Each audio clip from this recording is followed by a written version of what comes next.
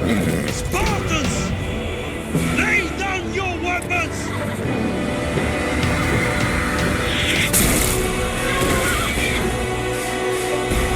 Persians! Come and get them!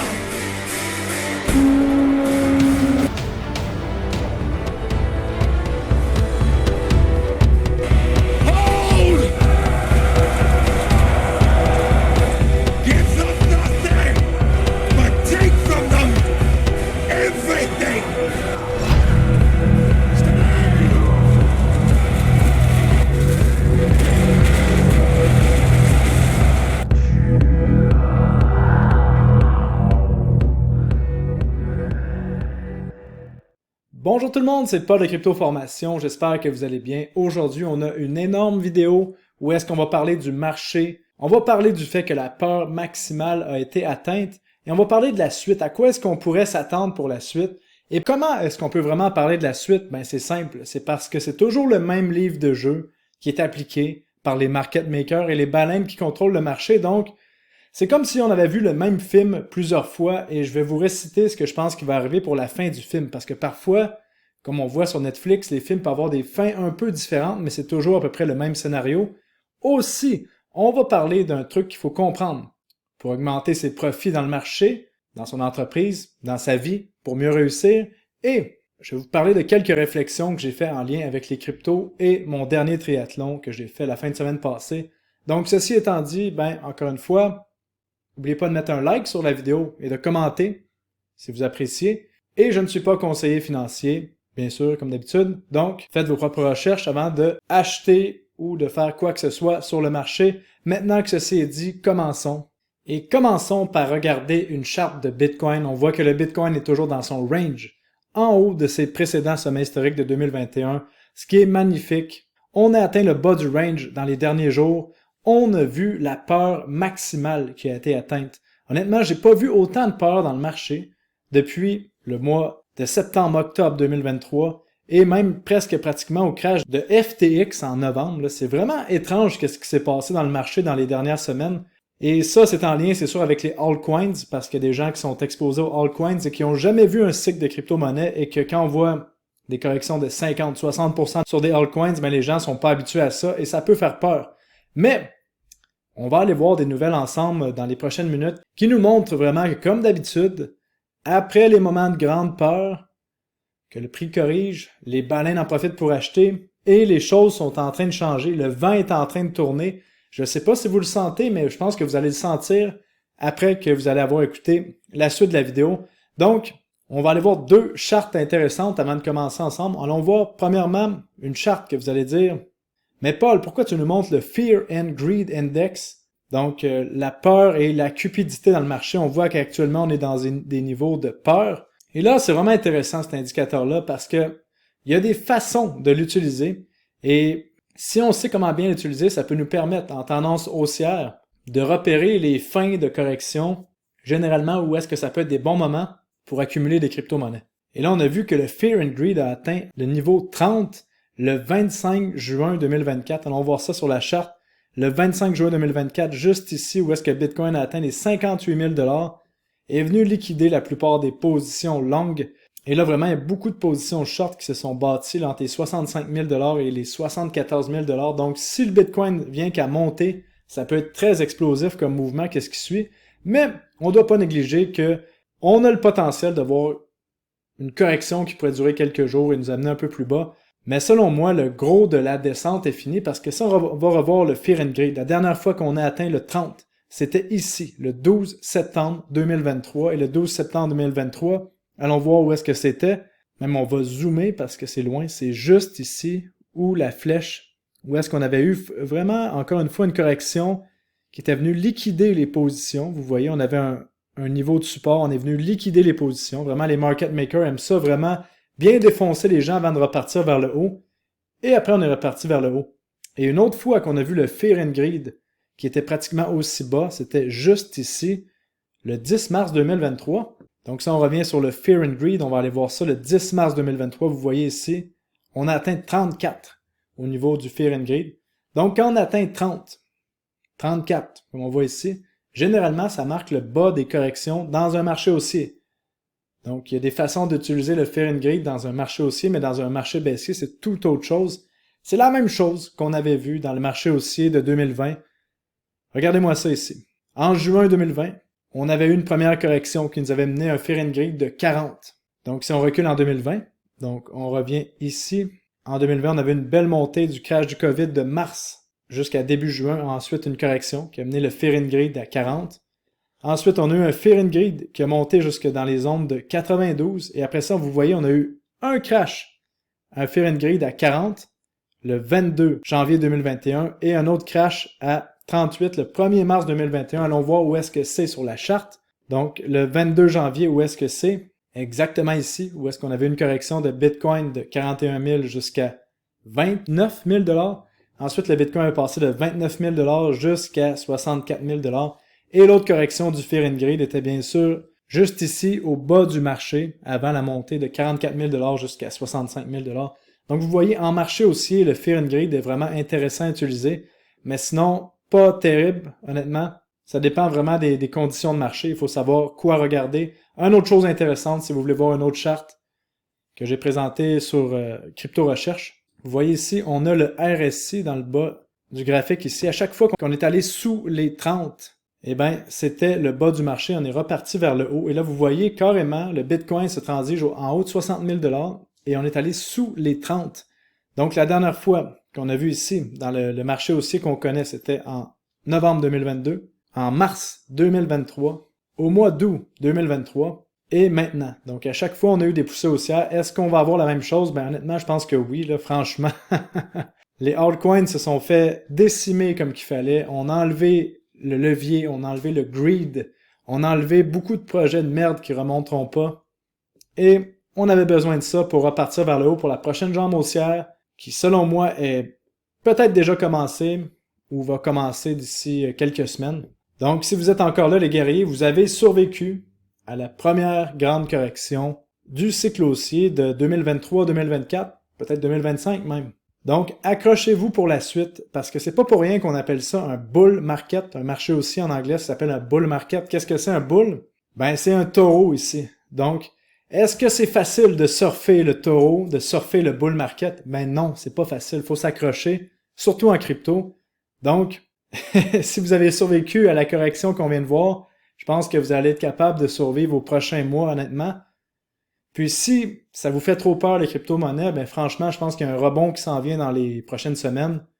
Vous pourrez sortir après qu'on ait eu le rebond, mais franchement, ça sera surtout pas ma stratégie. Parce que moi, je pense que les altcoins, il y en a plusieurs qui vont atteindre des nouveaux sommets historiques. Bitcoin va atteindre un nouveau sommet historique. Ethereum va atteindre un nouveau sommet historique aussi. Selon moi, pour l'été 2024. C'est ça que je pense. Mais bon, ça, on va en parler dans les prochaines minutes. D'ailleurs, on va aller voir les bonnes nouvelles, mais avant, j'aimerais vous dire un truc. Vous le savez, là, je ris avec ça, là, les pépites, les gens qui parlent de pépites à chaque fois qu'on arrive à un sommet de marché et qui se font complètement lessiver, défoncer par le marché, avec des pépites qui sont pas vraiment des pépites. Les gens pensent qu'une crypto est bonne parce que le prix monte. Et quand je dis les gens, là, c'est pas les gens qui sont habitués au marché, je parle des gens qui arrivent, les nouveaux sur le marché. Mais c'est pas parce que le prix d'une crypto monte que c'est une bonne crypto et que ses fondamentaux sont solides, là.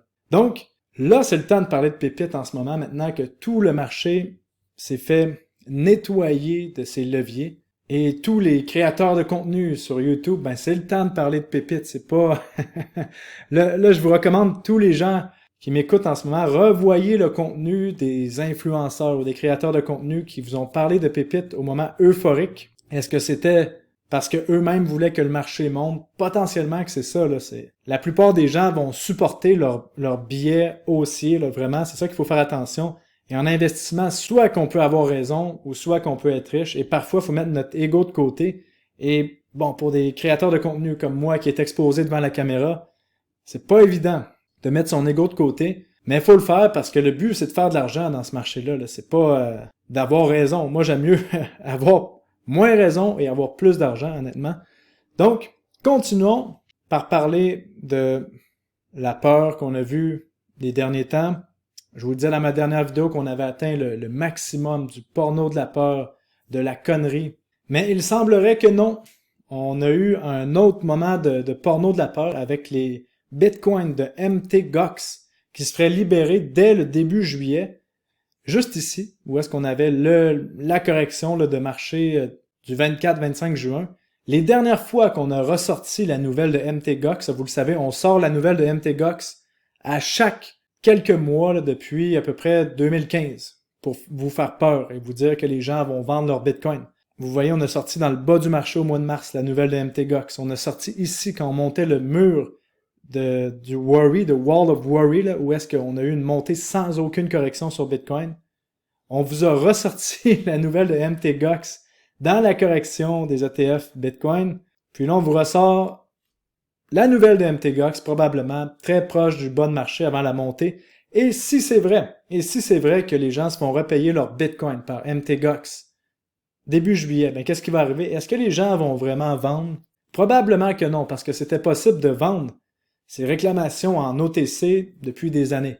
Donc les gens qui ont attendu, bon, ont eu du holding forcé. Il y a des gens qui vont être contents. Si c'est vrai que ça arrive en juillet, ça se peut qu'on ait quelques ventes. Mais franchement, je pense qu'il faut pas avoir peur avec ça. Puis, je pense que la communauté qui me suit ici, je vous adore. Vous avez pas eu peur. Puis honnêtement, quand je regarde les commentaires sur YouTube, sur mon Twitter maintenant qui s'appelle X, sur Crypto Recherche, je vois des gens qui se tiennent, qui ont des nerfs d'acier, qui ont compris le marché, qui sont plus zen que nulle part ailleurs. Puis ça me fait plaisir de voir ça, franchement. Puis surtout quand je vais sur Crypto Recherche et que je vois les commentaires, vous voyez, 79 commentaires dans le dernier post, des guerriers qui se tiennent, qui s'entraident, 101 commentaires, mon dernier post avec Iril. On a le rapport mensuel de juin 2024 ici. Puis vraiment, je me rends compte que c'est une communauté de guerriers, puis je voulais juste vous souligner ça, puis vous dire que j'apprécie vraiment. Puis si vous êtes un guerrier, ben n'hésitez pas à vous abonner à Crypto Recherche. En ce moment, c'est encore une liste d'attente, à peu près 1 mois d'attente, à 2 mois là, selon l'afflux, pour rentrer dans le groupe, mais vraiment, c'est votre chance en ce moment. Maintenant, parlons des bonnes nouvelles que je vous ai parlé au début du vidéo, que j'allais vous parler. Donc, on est rendu là. Première bonne nouvelle, c'est que les ETF Ethereum pourraient commencer à se transiger dès début juillet. Là, on commence à en parler, on entend des rumeurs, on a entendu le 2 juillet, le 4 juillet, peut-être que ça va être le 7 juillet, je sais pas. Mais ça s'en vient et ça, c'est une garantie. Donc, d'après moi, d'ici 1 à 3 semaines, on a des ETF Ethereum qui commencent à se transiger. On va avoir toutes les crypto-monnaies reliées à Ethereum qui risquent de monter. Les altcoins risquent de monter. Ethereum risque de reprendre du poids de la bête versus Bitcoin. Donc, franchement, ça va bien.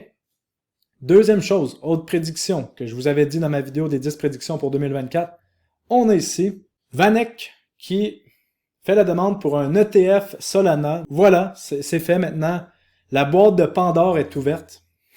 Puis ça veut dire qu'il va y avoir de plus en plus de crypto-monnaies qui vont avoir leurs ETF. Éventuellement, les grosses crypto-monnaies vont finir par se transiger comme dans le marché traditionnel.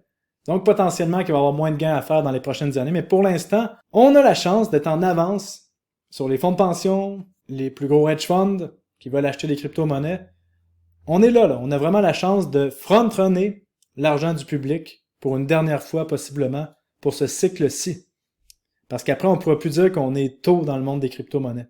Et bon, comme j'avais dit dans ma prédiction pour 2024, j'avais parlé de Solana. D'après moi, il va y avoir un ETF XRP. Du moins, il va y avoir une demande. Je pense pas que ces ETF-là vont nécessairement se transiger en 2024, mais les demandes vont être faites. Solana, XRP, Chainlink, peut-être même Dogecoin, Avalanche. On va avoir quelques-uns d'autres intéressants. Pourquoi pas un NEAR, un BitTensor pourrait arriver aussi. Donc ça va être intéressant à surveiller. Et plus il va y avoir de demandes d'ETF, moins les nouvelles vont avoir d'impact sur le prix, parce que là, on a vu juste la nouvelle de l'ETF, la demande d'ETF, ça l'a fait monter le prix de Solana de 9,3%. Donc, intéressant de savoir ça pour l'instant. Et là, bon, le hype va aller sur l'ETF Ethereum, parce que c'est ça qui s'en vient. Puis après ça, le hype devrait se transiger dans l'écosystème Solana. Une petite pièce de alpha qui pourrait vous aider pour les gens qui aiment trader. Maintenant, autre bonne nouvelle, on voit que vraiment le vent est en train de tourner. Là. Vous vous souvenez, la SEC attaquait Coinbase, attaquait Ethereum, attaquait tout le monde finalement, tout le marché des cryptos. Là, on a Coinbase qui fait une action en justice contre la SEC, contre la FDIC, parce que tout simplement, ils ont essayé de bloquer l'industrie crypto de façon illégale.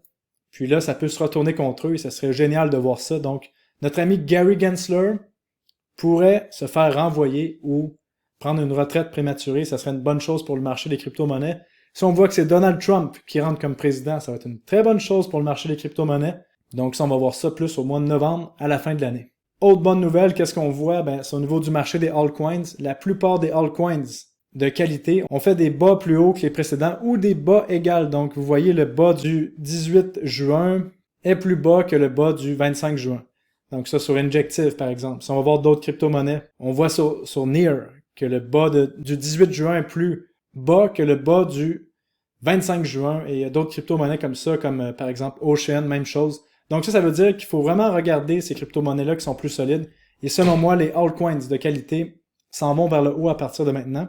Donc comment est-ce que je peux dire ça pour être le plus clair possible? Si j'ai pas déjà été assez clair, les prix qu'on voit actuellement ne seront pas là éternellement. C'est la dernière chance de recharger à des prix exceptionnels qu'on voit ici selon moi. Si je me trompe et que le marché des crypto-monnaies corrige et que tout le monde se fout des crypto-monnaies, eh ben, ça va faire mal. On va être dû pour une autre correction de 50, 70%. Mais moi, je mets mes convictions là où mes mots sont et vous le voyez dans Crypto Recherche. Je vous partage mon portefeuille. Vous avez vu, j'ai rechargé les crypto-monnaies le 26 juin. Puis je pense qu'il n'y a pas grand monde qui sont prêts à montrer qu'est-ce qu'ils font dans le marché des cryptos. Et moi, je le fais sur le groupe Crypto Recherche parce que tout simplement, je pense qu'il faut prêcher par l'exemple.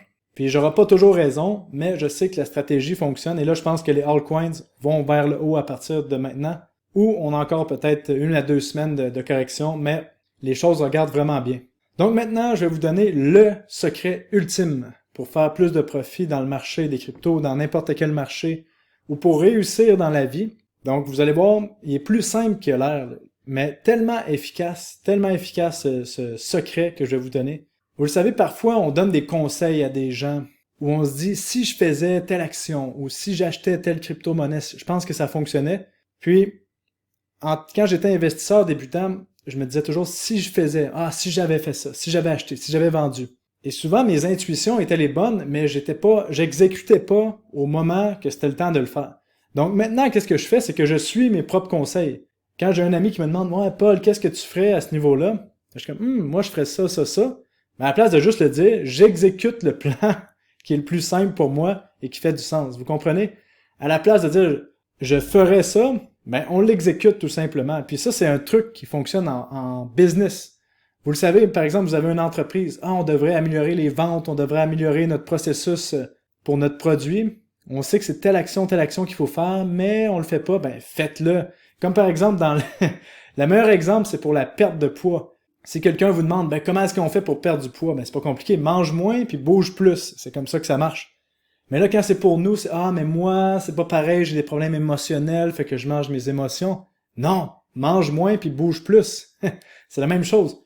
Comme si vous vous dites, comment est-ce que je peux faire plus d'argent dans le marché des crypto-monnaies? Qu'est-ce que vous diriez à votre ami, par exemple? Achète les bonnes cryptos, attends jusqu'à la fin du cycle haussier. Qu'est-ce qu'on a d'autre à faire pour l'instant? Puis là, il y a des gens qui vont dire, mais moi, ma situation est pas pareille, il faut que j'achète un shitcoin pour faire un x100. Et là, finalement, il perd 99% de son portfolio.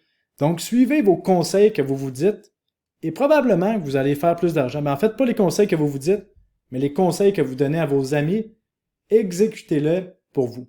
Donc, 2 choses pour terminer. Vous le savez, la fin de semaine passée, j'ai participé au Ironman 70.3 à Mont-Tremblant où est-ce que c'était le déluge, il y avait une pluie intense. J'ai vu plusieurs guerriers de crypto-recherche sur le parcours. Je vous remercie de m'avoir encouragé. Ça a été génial. Autant dans les spectateurs que les coureurs. Donc Antoine, bravo Antoine pour ce que tu as fait. C'est vraiment génial. Puis il y a un truc qui m'a frappé après avoir terminé ce triathlon-là. Parce qu'avant, vous le savez, je m'entraînais pour être athlète professionnel en triathlon. J'ai été champion du Québec en 2019. Et là, qu'est-ce qui est arrivé? Le COVID, je me suis entraîné un peu moins. J'ai mis plus de temps dans les cryptos, dans mes business. Et là, ma forme n'est pas au même point que j'étais en 2019-2020. Et honnêtement, quand j'étais au maximum de ma forme, je me rendais pas compte à quel point j'étais en forme et à quel point j'étais chanceux de pouvoir vivre ça et de profiter de ce que j'avais à ce moment-là. Vous le savez, là, de 2017 jusqu'à 2020, je pouvais me présenter à n'importe quelle course, n'importe quel triathlon. J'ai fait plus d'une centaine de courses dans ma vie et avoir une chance de gagner. Mais là, c'est plus le cas en ce moment. Mais bon, je vais travailler là-dessus dans les prochains mois.